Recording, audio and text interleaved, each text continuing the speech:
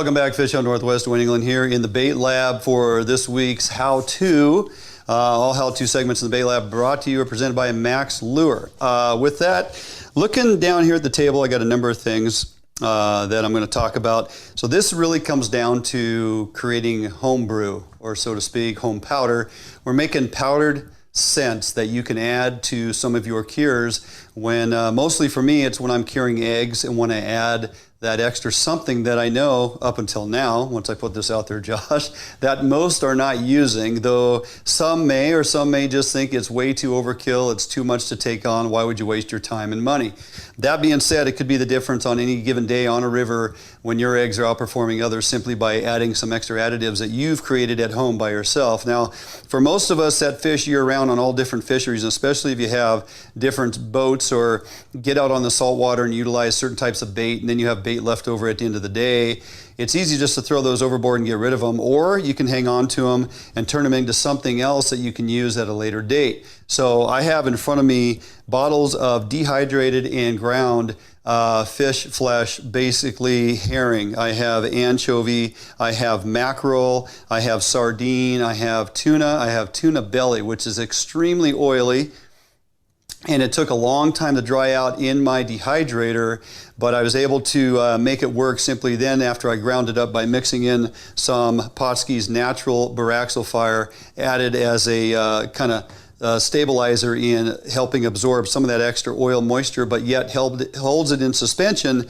That tuna belly with all those natural oils is an additional great additive that I can sprinkle onto my eggs when I'm curing them. So, you know, how do we get there? How do I take sardine or mackerel or any of these fleshy fish baits and turn them into powder? Well, it's a lot easier than you would think. First of all, you just got to get online. You know, I use Amazon a lot. Who doesn't? And find yourself a decent dehydrator. Specifically, once you start putting fish and things in there, you're probably not going to use it for fruit and vegetables any longer. If you do, your spouse may think twice about allowing you to do anything in the kitchen. So I also suggest, and Josh would vouch for this, you do this out in the garage or some other room away from the house, because for a couple days your garage, you know, smoking fish is one thing, dehydrating fish flesh is an entirely different process and a different funkified smell that you can't get rid of for a couple days. But it may be worth it. Okay, so we're taking basically, this is a whole sardine.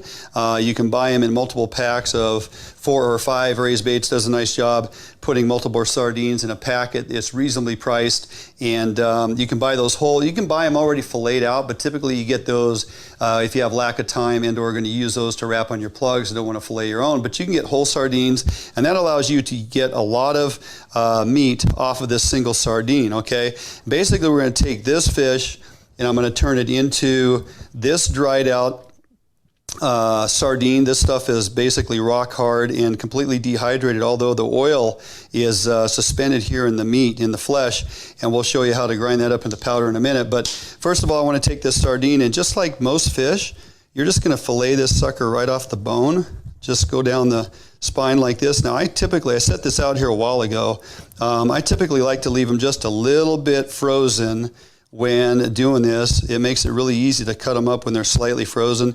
I get the guts out of it because the guts just add extra moisture into the flesh and not necessarily extra oil. Okay, really what I'm after is that fleshy natural oil that brings a lot of scent to the party and makes your eggs smell completely different than what a lot of other people are doing.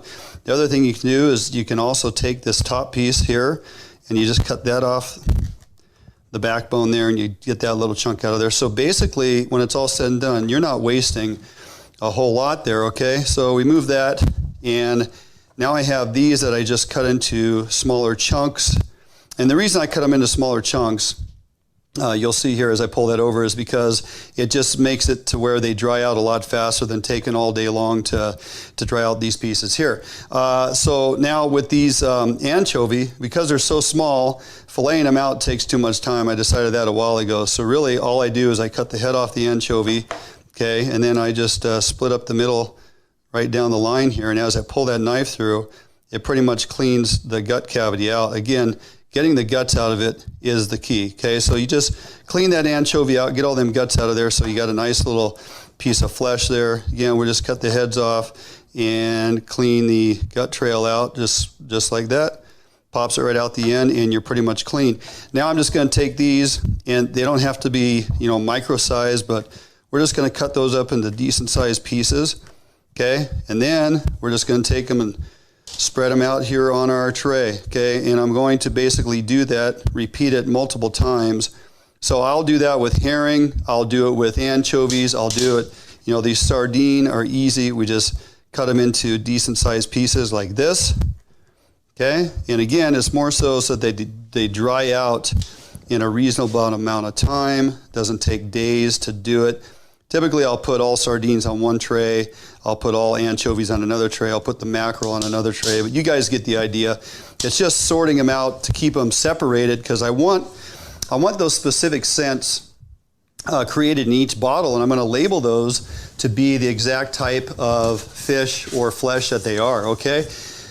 Once those sit in the dryer, usually it takes about a full day or two, depending on how many trays I stack in my dehydrator. Okay, so this is basically sardine. This is three sardines all filleted up, cut into pieces. The other thing you're going to want to purchase, so you get your dehydrator, and then look for a coffee bean grinder. I looked for one that had stainless steel blades on it, just to make sure I wasn't going to prematurely wear it out. Coffee beans are relatively hard. This stuff is not as hard as you would think, especially when it's dehydrated and dried out. It's very lightweight. It pulverizes very easily. And so a pretty decent sized coffee grinder, stainless steel, well built. You can put a good amount in here. The other reason for cutting them into these smaller pieces is just for that, so that it fits into your grinder just that much better. You don't have a bunch of big pieces you're trying to cram in there. And really, it's just a matter of pushing this down, and I like to shake it around because it kind of tosses it up and down. It just completely grinds all of that sardine flesh into very small pieces. Now, when you use this for curing eggs, okay, and the thing about curing eggs is you're creating eggs in a bag or container when you add your cure, and they juice out, and all that moisture and all that liquid comes out of them. When you sprinkle this dehydrated fish flesh, and all the suspended oils in there onto your eggs, when you sprinkle this onto your eggs, as those eggs will juice out, and your bag or your container gets full of juice, all this rehydrates. And then as those eggs draw that juice back in, some of these oils of this flesh and all these natural oils and scent are going to get pulled into those eggs. And literally, when you put those eggs in the water, and it creates that nice milk trail, especially for Chinook fishing. Okay, let's talk specifically for Chinook and coho.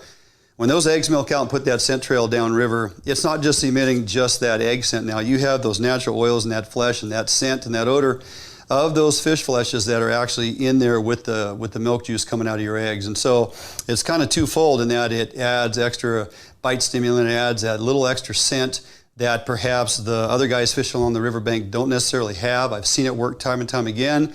Sardine is a really good one to go to, especially for Chinook in lower estuary areas of rivers where you have tidal influence. The tuna works extremely well. Also, believe it or not, it works very well for coho. So if you're curing eggs and want to grind up some tuna meat that you have left over from trimmings off a tuna, you dehydrate that, you pulverize it into powder, and you sprinkle that. So I will lay out my egg skeins, I will sprinkle on my powdered cure just like I normally do before I put them into a bag or container, and I will also sprinkle on, that's why I save these old containers here, I will also sprinkle on this powdered flesh right on top of the eggs, and then I mix those into the bag or mix them into the container or whatever, and just create that environment of eggs with a lot of extra juices on them. So every container gets labeled, all different fish go into their separate container. Again, I don't mix them all up. So this is sardine. I just continue to build that. And you'd be amazed, it doesn't take many fish to fill up a container this size. Use your old seasoning containers out of the kitchen or whatever you have, wash them out, make sure they don't smell like what was in there previously, and start grinding up your fish. Again, Tuna belly works really well, extremely oily, takes a little extra time. Sardine is a definite go-to. Mackerel, because it has so much natural oil suspended in them.